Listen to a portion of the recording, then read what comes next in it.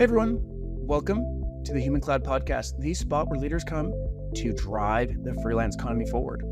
So today we have Nuri Demirci Lopez. Murray is the principal PM at Microsoft, specifically the M365 product group, in charge of gig and freelancer product-led growth strategy. So if you have really wondered why enterprises are embracing the freelance economy, what is in the way and how are they going to embrace it going forward, Nuri is your person. Quick backstory on myself. I was early at helping Microsoft drive their freelance adoption in a very similar team to Nuri's. And so I am so excited for you to learn from Nuri what I was able to see in person. Now, a couple things. The first thing that I want you to listen for is how when Nuri thinks about freelance, he's thinking about the inevitable shift in work and very, very deep, the shift in leadership, what's required to move the teams and organizations of the future, and that is the ability to mobilize freelance networks. And in his words, create connections across freelancers, not just hiring individual freelancers like you manage people today. So, quick things. I want you to really think about why he's hiring freelancers. I want you to think about what he's hiring freelancers for. It's very impressive. They are hiring freelancers for everything. They are hiring freelancers across 74 different countries. It sounded like over 1,000 freelancers. And they're doing it across everything. Support, QA, design, absolutely everything, which is consistent with our usage as well. Last thing, I want you to listen for how he recommends you get started and the 3-step process that he would recommend. Specifically, in enterprise settings, getting started and getting cross-company collaboration/support by far the hardest thing. So if you're a platform leader listening, if you're an entrepreneur, if you are an enterprise leader yourself, listen for this 3-step process. I'm going to give you a hint. The first is scope the need. What opportunities, what skills, what outcomes do you need? 2 is get secure. What are the compliance requirements, the data requirements, the security requirements?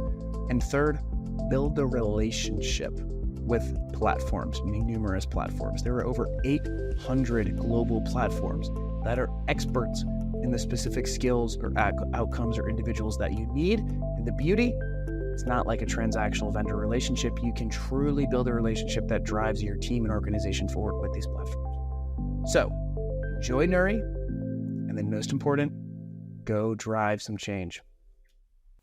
Before we get started, are you stressed with self-employment taxes right now? I know I am. Well, good news. Tax season does not have to spell anxiety because our friends at Formations have built the playbook for us self-employed professionals. They've helped thousands of individuals like us, and they don't just help with taxes. They can help with incorporation, entity management, bookkeeping, payroll, benefits, tax filing, you name it.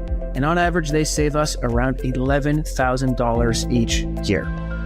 Listen, go to formationscorp.com right now and learn how you can maximize your savings and minimize your tax stress. All right, Nuri, thank you so much for hopping on. For you listeners out there, Nuri literally just published Leading the Unknown, Strategies for Leading Remote or Gig Teams. He is by far one of the experts of how to embrace the freelance economy, how to drive the freelance economy. And Nuri also fellow Microsoft. And so I can't wait to learn from you, Nuri. I can't wait to chat. And most importantly, we both have a deep love for Leanne Skult. So I want to make sure I do a little shout out for you, Leanne, literally one of the heroes for me of this industry. But Nuri, first off, thank you so much for hopping on. And whereabouts are you sitting? Thanks for having me, Matthew. It's a pleasure to be here and also learn from you. Currently, I'm in a small village, kind of a seaside, which is called Denia in the east coast of Spain. Normally, I'm based in Madrid, but in Madrid, the weather is freezing. And I just took the car and I said, hey, look, I need a relaxing, really cool place for me to have this podcast for you and have a nice dialogue. That is incredible. So talk about, why lead a remote and gig team, right? You can now have a better podcast. You can work better. You can not freeze your ass off being somewhere cold. So that is like, do what you say.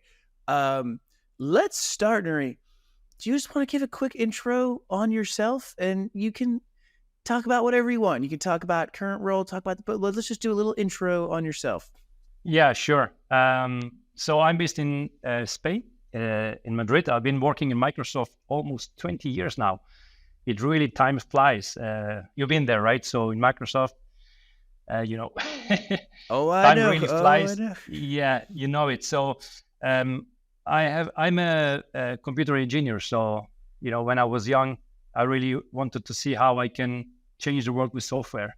I know so many young people around that have exactly the same passion, and software engineering is my background. I've been doing software engineering every now and then, coding. Still, I really like coding every now and then and producing my own kind of things. Nevertheless, after some time of working in different corporations in Spain, local corporations, also global corporations in Europe as well, I started to go to more like the management thing. So it was one of my mentors who said, hey, look, you could be a good manager. I never thought that I could be, but it seems that someone observed something good about that. So I started to lead like small teams, local teams. And then when I joined Microsoft gives the opportunities, great opportunities for people to grow. And then I started to work with remote teams. And after a while, after like 14 years of managing hybrid teams, remote teams, and local teams, I joined the Microsoft 365 product team, where I started to lead the global strategy on delivery for Microsoft 365 services through Gig. And that's when I was introduced, like 6 years ago, Matthew, on to the fascinating world of Gig. I never knew. And thanks to that, my wife is also a Gig worker now. So that's super cool. How jealous are you? I'm pretty jealous. To be honest, she's working half of what I work, and she's making more. She's really happy. Consistent. That's consistent. Yeah, it is. And so Nuri, so it's crazy actually, we both were in the 365 team. So I was technically in Office, but then it shifted over to M365. But so were you always in Spain, or did you spend time in Redmond at all? No, not at all. Redmond was a place that I used to visit quite often, up till the pandemic. So I've never been in Redmond in terms of working there full time. It's more like I've been in Spain all the time, and pretty much I'm kind of the black sheep in the team, because there are many different workers and hubs that we have in many different places. I'm based in Spain because I think my expertise in this area is also convincing the people that we can do it from anywhere on the planet, because if you are talking about Gig, remote teams, so it's logical. Yeah, no, absolutely. That's incredible. And it's funny, I would be jealous. So if we met when I was back in Redmond, it would be raining and dark, and I'd be looking at you on the coast, so I'd be quite jealous. But listen, Nuri, I think, I didn't expect it to go, but if we could, when you mention changing the world with software, if we could, I'm going to start a little bit asking you some questions related to tech and how you've seen tech change over your 20 years. Because I'll give you, my experience was I went down the accounting and finance path at first. I had no idea what tech was. To me, all I thought tech was where I played video games on the computer, right? But I had no external knowledge. But then when I went to start my first company, someone said, this is a tech company. And I went, no, I'm just trying to make people's lives better. And they said, no, that's a tech company. I still had no idea what it was. And I went and moved to San Francisco, right? And got my feet wet and self-developed and all that kind of stuff. But so for you, I think we share that dream of, listen, software was supposed to change the world. How come it still hasn't? Like, what the heck? But so for you, how have you seen tech change in the past 20 years? Wow, that's a broad question. I know it's a loaded question. Yeah, it's a loaded question. So, I started with 8086 machine. And even before that, we have this CDC machines like mainframes. And I never thought that, computers and software could change the world as it's done today. So from that days, and I'm going to talk about it a little bit, until today. So my son, he's a software engineer too. He just graduated DigiPen. He's a game programmer. He's a software engineer. And why he selected this is very curious, Matthew, because he has exactly the same philosophy. He wants to impact lives through gaming. So he wants to connect the people through gaming. He really cares about people, especially with some sort of disabilities, unfortunately, that they also have the right to entertain and have some good time and establish connections. When I'm asking him why you are a software engineer, he talks about this, right? He could talk about making a lot of money and being very famous and everything, but he doesn't talk about that. So the tech has changed quite a lot, and you know it, right? So I think I'm quite old. I have 53 years old. And when you look at how we were using machines, they were completely like, standalone machines with Bill Gates saying, hey, in every house, one computer in every house. I lived all of the transition from where we had nothing to communicate to afterwards have like this 14,400 bits of modems to communicate to get an email. And then all of this text kind of internet browsing. And now this fascinating world of AI and how this is enabling people, how this software is enabling people to do work, and how does this enable us to democratize work and open opportunities for the people. So I lived all of that. So I'm one of those guys who used to have this Walkman and then have this kind of blue pen and just rolled it. You remember that time? Possibly not. I don't know. Yeah, I was that person. And when you look at how now you just go to Spotify, you stream music, and you contribute to the playlist of the people, all of that is software, right? So software impacts everything on the planet. So that's kind of my fascinating journey on the cloud. What I really like a lot is AI now coming in and facilitating work and also leadership. That's what I talk about in my book as well.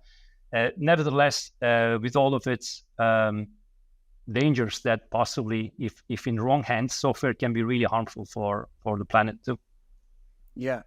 And I wonder, so what I loved about my time at Microsoft, one of the things that I loved absolutely the most was that the people at Microsoft, like you, 20 years, meaning they had seen the various hypes. And so this was not a, wow, look at the potential of blockchain and my Bored Ape JPEG that's worth $20,000, right? Like SF, you could get a little hypey. You can get people that were new to it. But Microsoft, they had seen the hypes. They understood the technology.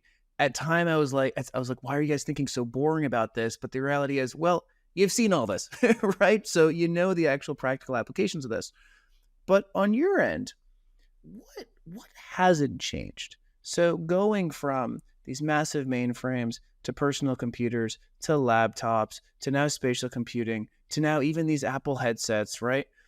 And now with AI, what are some of the things that you've looked and said, well, the tech's gotten better, but nothing's changed? And I think this is starting to sow the seeds of the future of work as well. But so, yeah, what would you say hasn't changed, even though we've gotten so tech crazy? That's a philosophical question too. Oh, I know. Maybe I should get a kind of a bottle of wine, please, and I can answer you.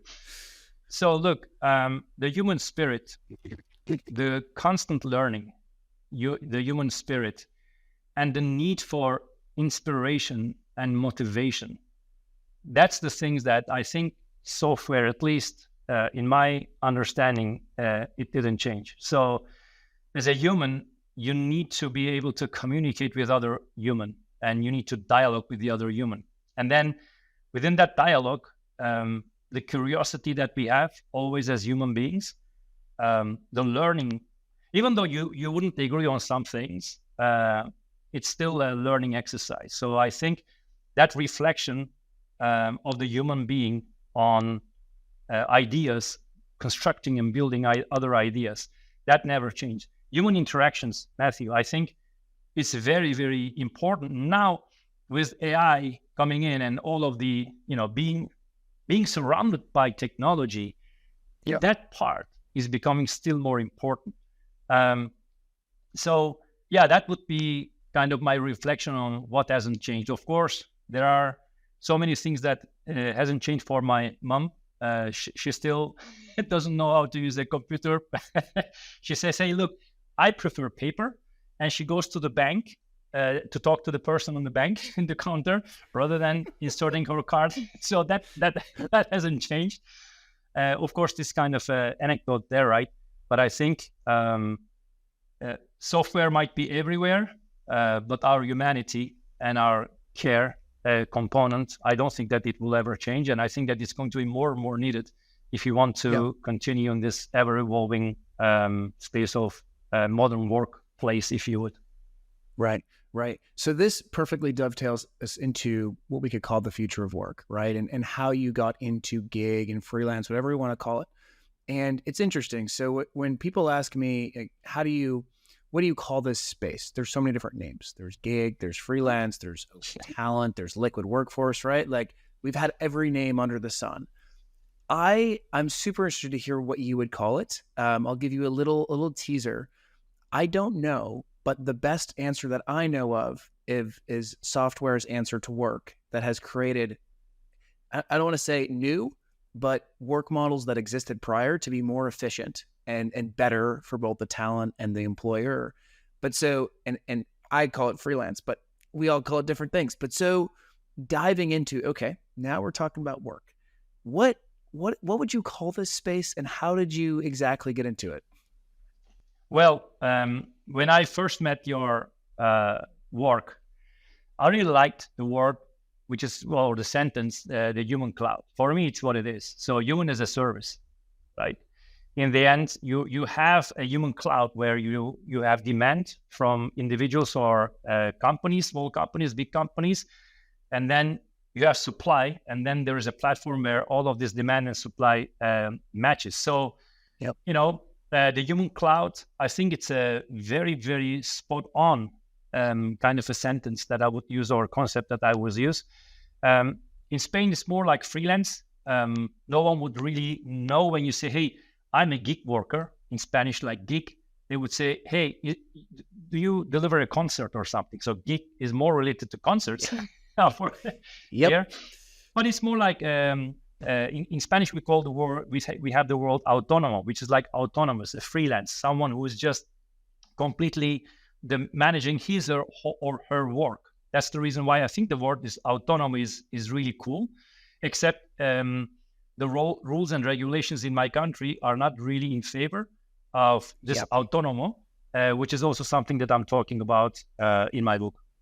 Yeah, let's talk about. So we're already starting to see a little bit of a little bit of a divergence from Spain, US, and geographically, but the principles are the same. And so the autonomous, the ownership, meaning it's someone that owns their outcomes, owns their business. These are all similar principles. But what would you say is the state of the freelance economy in Spain? And are you only dealing with Spain, or are you also doing Spain plus other different geographies? Yeah, I mean, currently we do like 74 different countries in our strategy and delivery. Yeah. Sweet. We deal with, it is huge. And that's when I see the picture clearer. So there is no predictable way to say a freelancer is something here in this country, and then a freelancer is something different in this country. So there are, if you talk about full-time employment, anywhere in the planet is pretty much the same. There are laws and regulations, but how countries and the culture of the countries understand a freelance, or in our word, autonomo, is very different. It's really differs from country to country, right? So the picture for us, and at least for me here, is that there is a big need for the countries to define it, but also to enable the people so that they could do work. For example, I don't know if if it's the same in the US or not, but if you're an autonomo in Spain, and if you want to go to take a loan in a bank, good luck.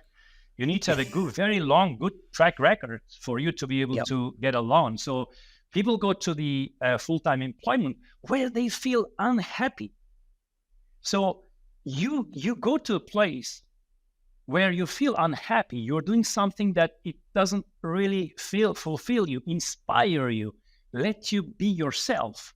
And maybe do something today here in a department, and then do something different and learn and interact with the people. you just leave this behind, right? Yeah. So, and you need to go to a full-time work where you need to do maybe possibly for 20, 30, 40 years, exactly the same thing, have a hierarchy and try to get in your way in a corporation. So long story short, maybe I'm deviating from one side to the other, but in my country, it is difficult to be an autonomo, a freelancer, because of very complex regulations and also the benefits or non-benefits that a freelancer has. But the government is getting better and better in it. So European Union is working to see how they can regulate this a little bit more, give benefits to, because this is all about being progressive, right? So how can we be more diverse, inclusive, understand people's needs? Some people want to be autonomous. Some people want to go a full-time employee. Some people want to switch from one side to the other. So it is getting better, Matthew, but I think as many things, you saw it in AI, right? So AI is there, and now countries are trying to regulate it or somehow. And the gig is like this since years, really a long time. Right. And that's why when people ask me, they're like, hey, like, why is freelance a thing? Why isn't it just a trend? And why are you so sure, right? Or like the three things that I very commonly get. And my answer is just so simple. It just makes sense. Like literally, it's as simple as that. It just makes sense that as an individual, you might want to, instead of just being a full-time employee, and this isn't a binary logic, right? It's not like I'm only a full-time employee or I'm only a freelancer. Both can exist, and they can exist at different times. So it might make sense to be full-time now and not, or then and not now, and vice versa. But so, from an individual side, it just makes sense that I might want to own my outcomes, have a couple different clients, and really own my own business. That might make sense. I might like that. Vice versa, from the company side, it might make sense that you want to have an expert come in and work for 2 months, 3 months, 6 months, or work based off the outcome, or work however is best for them and in a flexible manner. And so it just makes sense. Now, traditionally, this was pretty hard before technology. So when it was a world that we all had to live in the same spot, we were all, trading papers back and forth like your mom and my parents at the bank, right? Like it made sense to be full-time. But now that technology is as good as it is, it makes more sense in most cases, I believe, to work in a more freelance, flexible manner, however we want to talk about it. But so, and just, from a US perspective, we're kind of a mess, but the laws are so gray that it allows freelance to work in spite of the laws, even if the laws aren't advantageous for the freelancer. So for example, California tries to make it pretty hard to be a freelancer. People still do it, whereas Texas and Florida are basically like, go nuts, have fun freelancing, and it does really well there. But so from a company side, Nuri, what would you say is the key reasons? So you're so 6 years ago, you focus on gig. Why in the world would a very smart, intelligent company even care about this space? Wow. I mean, there are many very good reasons. And I think that the company is leading those with other companies as well, for sure. So first and foremost, how could you democratize work, right? When you look at work, do you really need to be in places like New York, Redmond, Madrid, Sofia, Cairo in Egypt? Do you need to be in certain places? You have talent. So, damn it, sorry for my vocabulary, but hey, someone has talent. So the idea was, and the really true idea was, how can we bring work to people rather than people going to work? And how can you find talent in a place where we call the world, which is our office? As you really well said, Matthew, long years ago, when I started with my 8086, the world was not ready for it. So infrastructure was not ready for it. So you just needed to go to a physical place where you just delivered some work. Now, when you look at today, with all of the super cool technologies that we have, infrastructure that we have, look at what we're doing now. So I didn't need to take a flight to go to your studios and talk about and produce this webcast. I wish you did, Nuri. I wish you did. Yeah. I would love if you did, but just kidding. One day. So what I'm saying is that democratization of work was fundamental, right? And then access to talent. So there is a big competition for accessing talent. And if you are in a certain city and you need to get someone who is really competent to do some work, then you might have a problem because possibly other big companies, corporations, or small companies also compete for the same type of talent. So how can you open your talent or cloud talent? How can you create a cloud talent all across the world? And then you have the 24/7 thing, right? So do you want your business to run and have people running your business and helping you run your business 24 hours 7? Or do you want to only be like local and then pay tons of money because people want to, or people don't want to work overnight, and you need to pay but like more money to those individuals? And then there is another thing which is very important, because you said it in the beginning of the podcast. So there is a demand. You take a talent, you make that talent, make sure that he or she works on this one, and then you let the talent go, and then you engage with another talent or with the same talent when it's really needed. So that's also was one of the ideas, because work is not static. You cannot forecast work. So, and how fast you can get the talent into your ecosystem, that was something else that we thought about. Now, one thing that I was very passionate myself about, Matthew, was, hey, look, money flow. So if you're in a city, possibly in big cities, in big countries, money for doing work flows to those cities, and that cities get benefit out of that. So the workers benefit out of that. That's great, and then the local governments and the countries get benefit from that. Nevertheless, my passion about the gig and freelancing is that, hey, money now flows to any part of the planet, right? So it also helps in equal opportunities, making sure that everyone gets a share of the money in the planet. So that's kind of what I'm really, really passionate about. So these are kind of things that attracted me.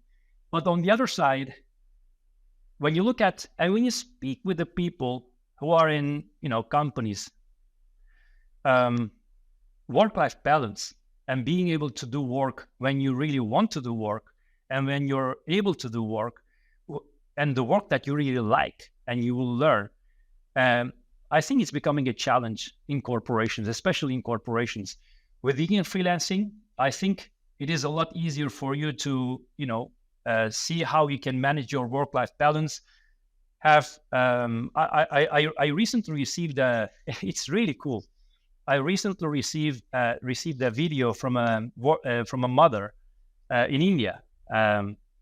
So she's a freelancer. She's a gig worker. She used to work in a technical support center.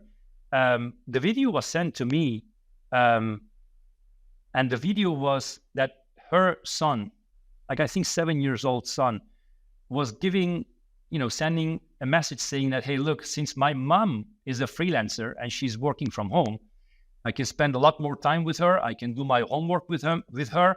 And that's really heartwarming. And, those kind of things, I think they're really super important. Being able to do work, getting the talent, democratizing support, enabling money flow. And how can we really make an equal opportunity world with gig and freelance? And I think it's the only way in the future to get there, gig and freelancing. I have no doubts about that.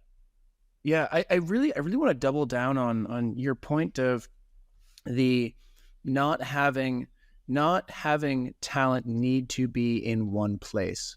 And I don't know the right 3 words to use to put a little bow on it, but that thesis, right, of we can call it democratization of work. What's the quote, Nuri, that everyone would always use? It's like, talent is equal but not evenly distributed. There's that quote that always gets used, right? Yes. But opportunities, no, something like that. And it's such a point where, and I'll tell you, I totally have taken that for granted, just because I've been freelancing from the start. And so I started freelancing in college to make money because I couldn't do full time based off my scholarship requirements. And so I was introduced into freelancing. I didn't call it that. It was just contract work and consulting. Contract work, But yes, so I was sir. right. And then I'll give you a little preview. When I started at Microsoft, they said, "Hey, do you need any full-time employees?" And I said, "No, why would I need that? I just need budget to go hire freelancers." And so you're probably going to be really jealous when I tell you I just had that corporate card and was going nuts spending on any freelancers that I wanted to. And so my default was, let's get the smartest people. And if I'm being honest, I didn't know where they lived. I can say that now because Microsoft Legal isn't behind me, but like I didn't really know where they lived. All I knew was they had this skill that I needed. We had a good working relationship, and we collaborated, right? It was true collaboration. And so I can't double down on that point enough of the democratization of the actual talent. Now, you loved this so much that you wrote a book on this. And I can tell you as a fellow author, it is really hard, right, to do that. And so first, tell us how long it took you to write the book. And then I just want to give you the stage to tell us all about the book. Well, the book idea came, let me tell you the story, right? I hope that I'm not going to bore you. So it was 2020 early, and Spain had a very serious COVID-19 problem, and we had a lockdown, right? So I had my son, who was just the computer engineering at that time, he was studying, and he was in the north of Spain. We had a house there, a flat in Bilbao, a very super nice city, by the way. I really invite you to visit that city in the north of Spain. So I needed to go there because we have another kid, and my wife visited this kid with my other son, who's a professional soccer player. He's a goalkeeper. He was in Valencia at that time. Yeah, he is. He's great. We're just thrilling. So yeah, he is. So long story short, I was there, lockdown, and I was already dealing with the freelancing gig workforce. At that time, we were engaging with about like 850 freelancers. We were doing work normal, so regular. Hey, the government called, say, look, we are going getting in a lockdown, and you need to go, and you cannot leave your houses. And I said, and this is really true, and it is really fascinating, Matthew. I said, you know what? Fine. From the work perspective, nothing changes for me. From the work perspective, nothing changes for our freelancers. Nothing. Zero impact. Zero, literally. Business is running like, one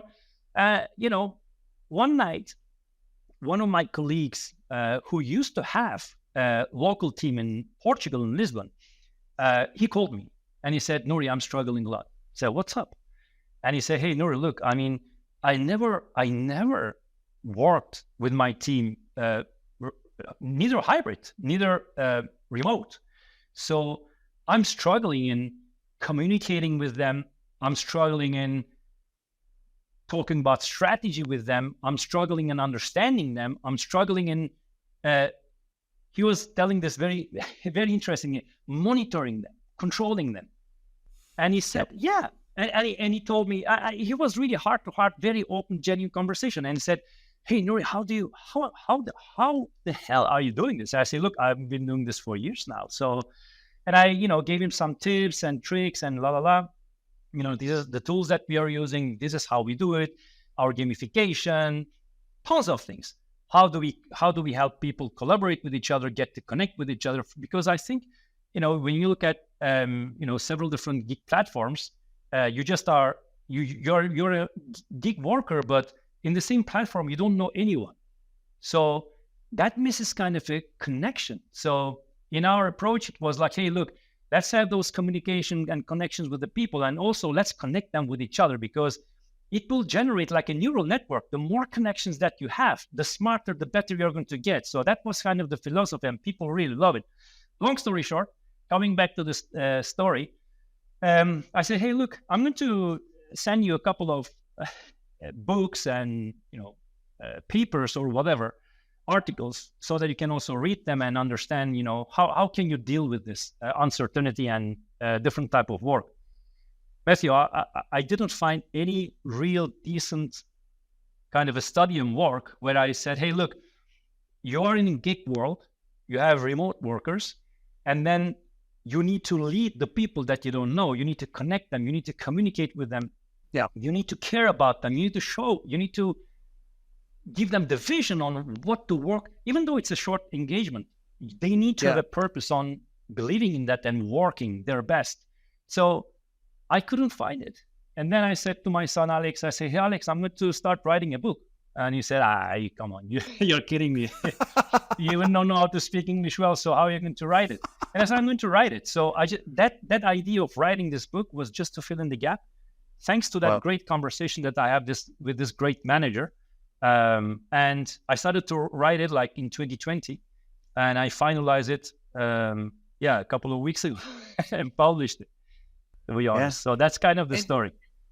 And give us the spark notes. And what I love is here's one of the things that is, here's one of the reasons I was so pumped to talk with you. So there is, I'm going to say, a good amount of literature out there. There's a good amount of literature related to the freelance/gig economy. So there's been numerous books called The Gig Economy. There's been numerous McKinsey, Accenture, even HBR reports on it.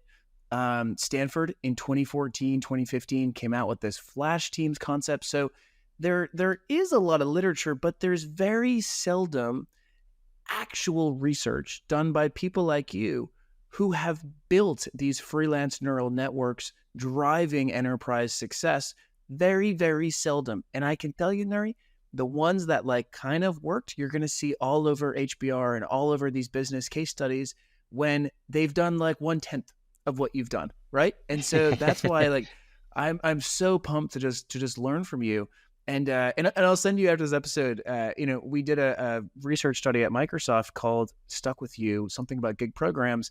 When I show you it, you're gonna be like, I can't believe this got let out the building. Just because there is so much data that, it came from MSR, so that's how they got away with it. But let's do the spark notes. If we could, let's do the spark notes of the book of what are some of the most important chapters, what are some of the most important principles. What are our listeners and listeners, you better go buy this book ASAP. But let's get into the book. I can talk about the book for hours because, it's my passion, really, because I really believe in this. So, Matthew, how I start the book is to really set the ground and the background on that gig and remote work is not a consequence of COVID pandemic. Many people think that it was a consequence of that, and it's not at all. It was a catalyzer. That was only before the pandemic. I was working on a huge gig environment already, and I was seeing the fascinating growth of gig and the gig workers, and how full-time employees were starting to do some part-time gigs to discover, to afterwards say, you know what, damn it, I don't want to be a full-time employee. I just want to go to gig. So in my book, I talk a lot about all of the growth on gig and also remote work, which is kind of, I think, for people who are listening to us, very important to understand. It is a little bit disappointing for me, to be honest, Matthew, is that especially in countries like, I think traditional countries like Spain, Italy, Southern Europe, post-pandemic, things changed again backwards. So still there is a lot of progress, but still there is like conservative thinking on, hey, look, if I don't see, I cannot control. But the thing is that a freelancer, for he or she to be successful, he or she knows that she needs to really do it well. Otherwise, she'll not find the next gig, because in the platform, you're going to score that person as low. So you don't need to monitor those people. You don't need to really control those people. You need to tell them what to do. You need to inspire them. You need to tell them what exactly you want them to achieve. And that's, for me, kind of almost a full chapter on over communication. So it discovers a little bit on the leadership skills, on over communication, empathy, digital proficiency. How it's not about using Teams or Zoom or Slack or whatsoever. It's about having a broad knowledge on technology on how you can communicate effectively with your freelancer and also remote workers. Diversity. Look, there is also a good section about, you have, you might be working for the same project with baby boomers, Generation X, which is me, millennials, whatever. So if you are not really intentional about when you send communication, the way that they communicate, on how you communicate, with what tools and media you communicate to those people, if you're not intentional about the audience that you might be possibly talking to, then you might have a problem. So there's an interesting chapter in the book talking about, hey, are you really aware that if you are working with people who are remote or also gig and freelancers, that you might be having very diverse workforce? I mean, you need to communicate with them. You need to be really, really very intentional on that communication. So the core of the book, and that might be kind of, some people might say, I don't like it anymore, I'm not going to listen to the rest of the podcast anymore. But for me, how the evolving landscape of work changes also for the shift from a management to leadership. So work empowered by AI is going to replace really the traditional thinking that people have on, hey, you are a manager. There's a hierarchy. You are a manager. You are here to control. You are here to control KPIs, outcomes, or whatsoever.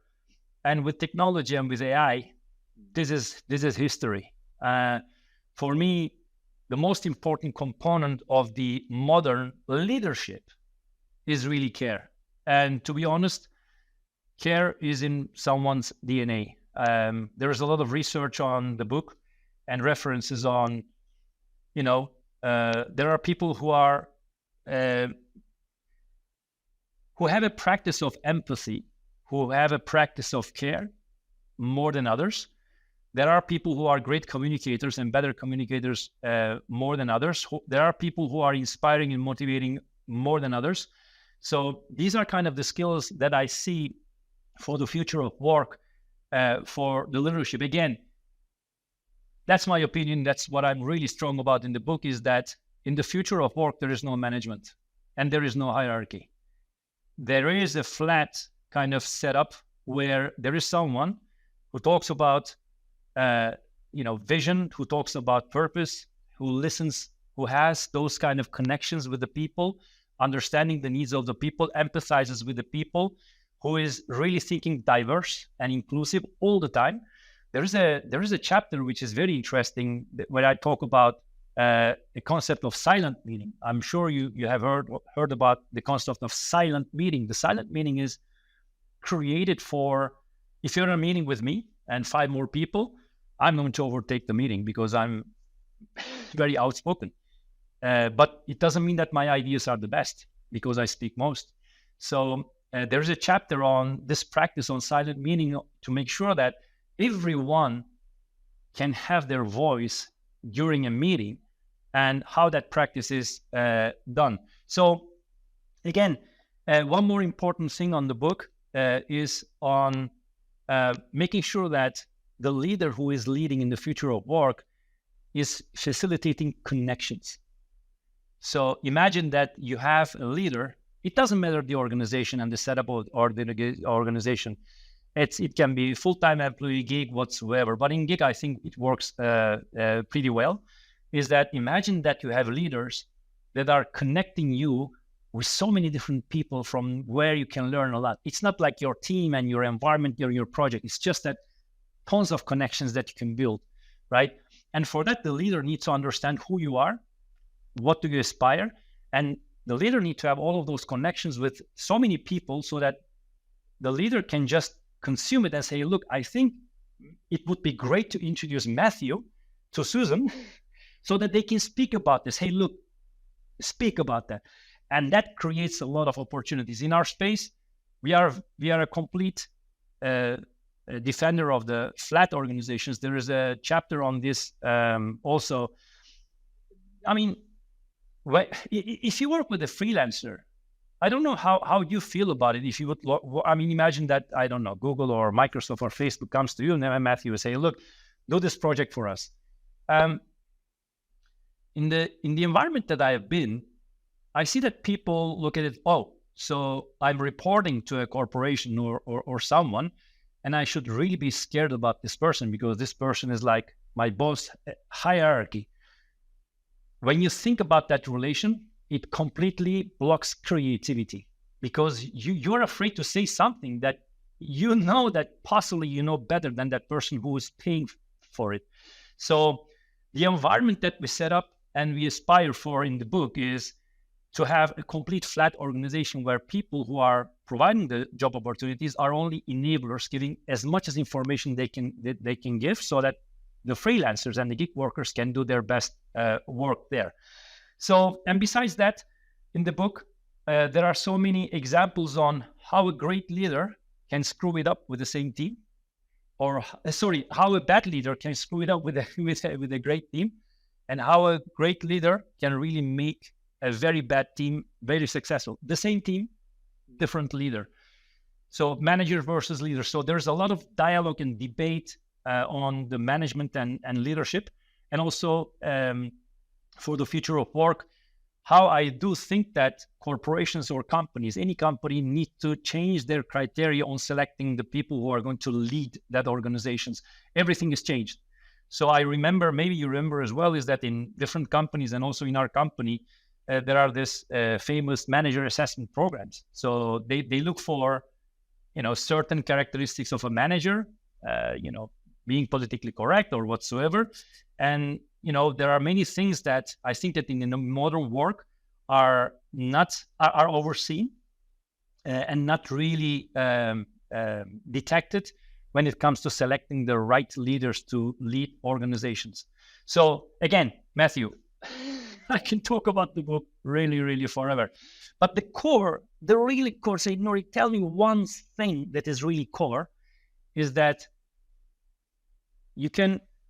one can only become a leader if he or she really cares. For the rest, Gotcha. Everything can be learned.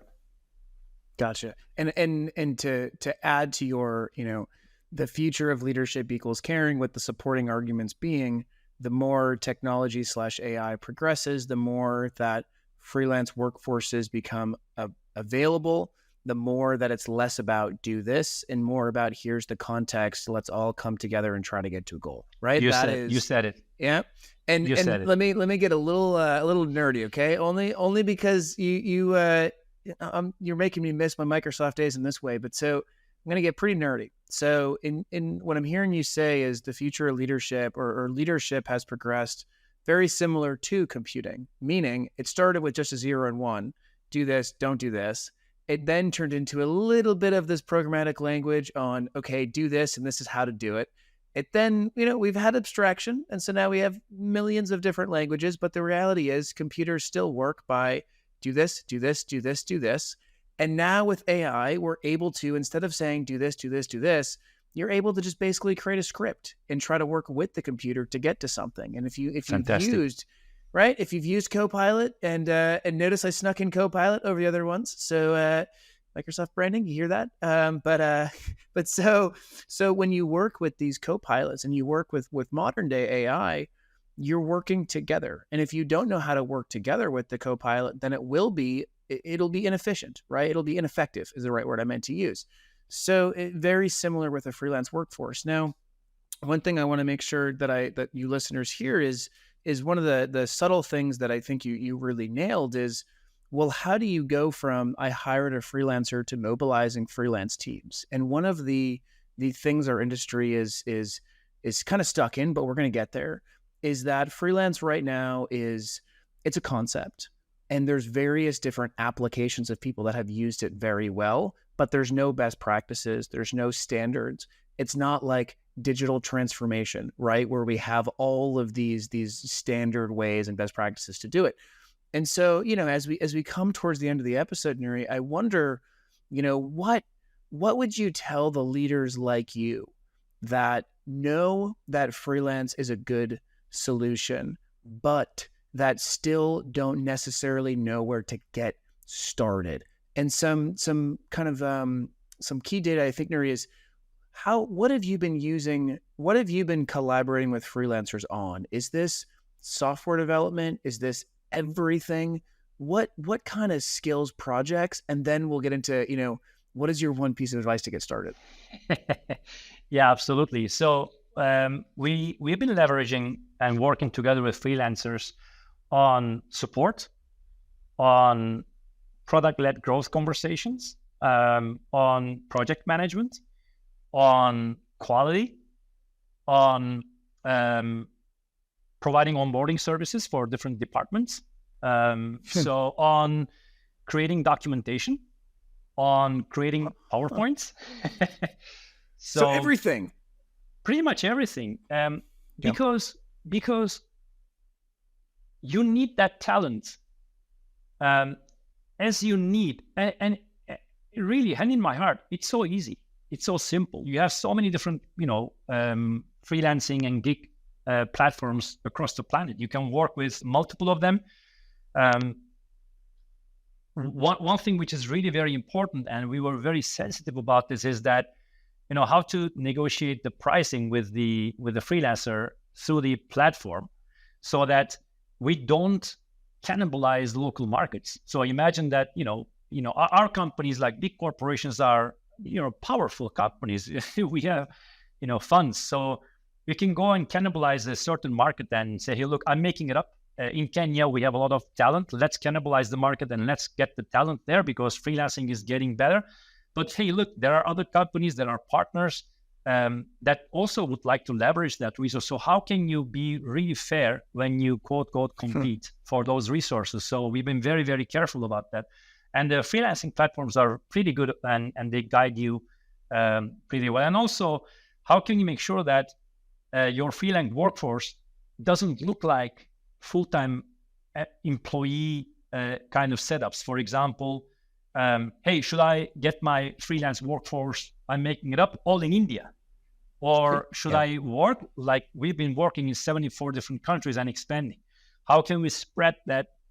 Because otherwise what you're doing is you're defeating the purpose that you have, which is democratizing support, democratizing money flow, and also not cannibalizing the local market. So there are so many things that you really need to start considering when it comes to, start thinking about your freelance. Now, in terms of many of the freelancers will need to access some of the your company or corporate resources, because in the end, as a matter of fact, you need to collaborate with them. You need to provide them resources. You need to provide them platforms. But for that, there are so many secure systems that Microsoft has, and also our Microsoft great competitors have as well.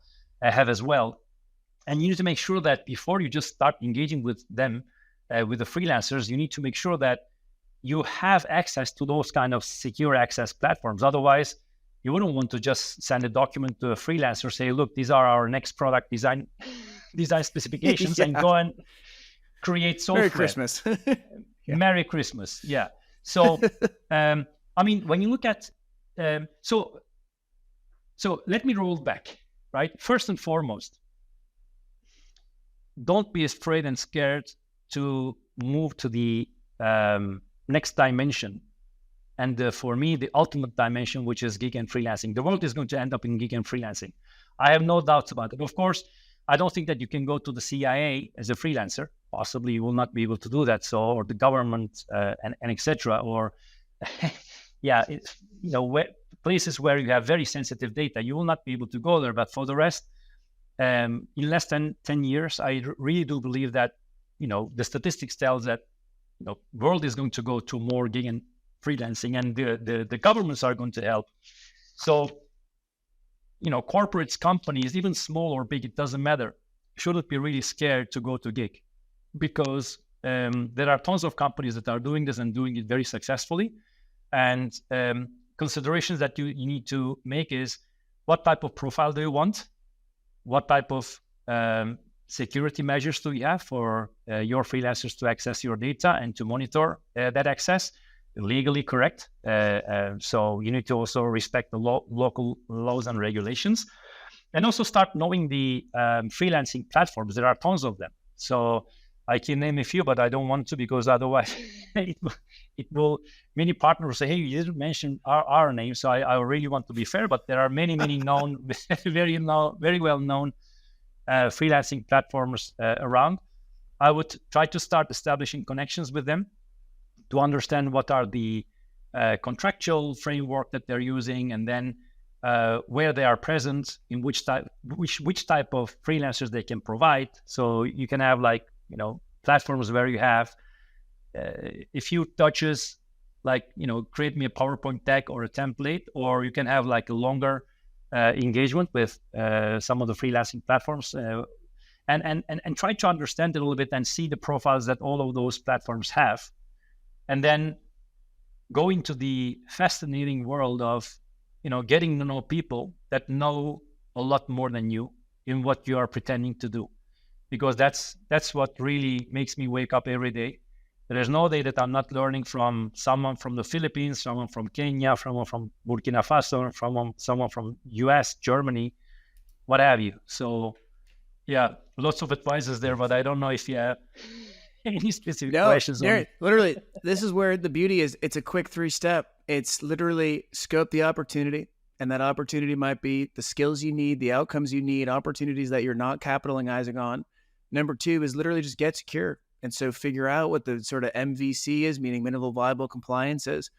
And then step 3 is build the relationships. And you nailed it. There are 800 plus beautiful platforms out there that are ready to build a relationship with you. And not to get too geeky, but if you look at the adoption of technology, we're still in the early adopter phase, which means when you get engaged, there's multiple opportunities, and it's still a environment that's incredible for you. So it's not like going and buying an iPhone where everything's the same, right? Things are no longer commoditized in our space, which is great because the benefits are massive. So listen, Nuri, I want to just give you sort of 1 minute, to just close out this episode in terms of what is one piece of advice you have for our listeners.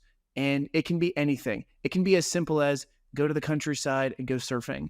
It can be as complicated as go build a freelance program. But I just want to give you, 1 minute for any piece of advice that you have. And my piece of advice to the listeners is go buy the book, but I'll keep plugging it. But so over to you, Nuri. What's the one piece of advice you have for our listeners? Yeah, my one piece of advice is that read a lot, especially on new technologies. Read a lot on how great companies and even startups are leveraging the workforce for different purposes in different environments, and how do they innovate so fast. So for me, what took me to the freelancing gig, remote work, leadership with care. Hey, listen, I sleep 3-4 hours a day, and the rest of my day I work, literally, yeah. And I'm a book animal. Now I'm reading the biography of Elon Musk. That's my latest one.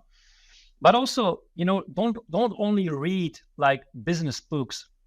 My advice is that, there are great books like Search Inside Yourself, where you just sit down and see how human nature is, and sit down to do some self-discovery. So, psychological books, business books for sure, books that are really crazy on the future. So I think if you're able to connect those towards the goal, which for me, the goal is how can you really make sure that you as a human, we spend 80 years, maybe if we are lucky, maybe less. It depends. In Spain, a little bit more, I think, in this planet. So probably 30, 35 years are really where you produce a lot.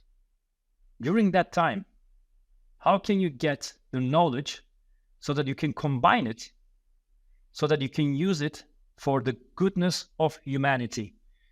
That's the piece of advice that I have. Be useful to the mankind or to the womankind, whatever you want to call it. So that's kind of really the thing. Don't spend your time just just doing a job and say, hey, look, I lose a job and go home. Think bigger and broader, especially if you are in a corporate, if you are aspiring to become a leader. And also reading the lives of great leaders, I think makes a lot of sense, from Churchill to Mandela to Steve Jobs and Elon Musk. I think you can learn a lot from all of them so that it can shape you. If you are really a person who cares, which is really fundamental. If you're a person who doesn't care, for me, you cannot be a leader. But if you're a person that really cares, I think that you can shape your leadership, especially align it to the future of work, reading a lot. So that's my really piece of advice. Awesome. Incredible. And most important, Nuri, where can our listeners find you? So they can find me in my personal email. I can send it to you, or I can say it if you want. It's Nuri at mnconsultingservices.com. Possibly we can put it on the script of the podcast. I hope that we can do that. Yeah. So sure. I don't want to use my corporate email. It's not compliant, if I would say. And then I have a website on the book, which is leadingtheunknownbook.com. You can look at and check a little bit the chapters and sample chapters there.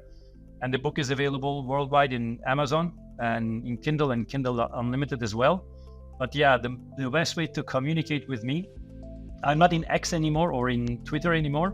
The social media platforms have become somehow tricky. I'm on LinkedIn as well. And the best way to reach out to me very directly is Nuri at mnconsultingservices.com. That would be the place. Perfect.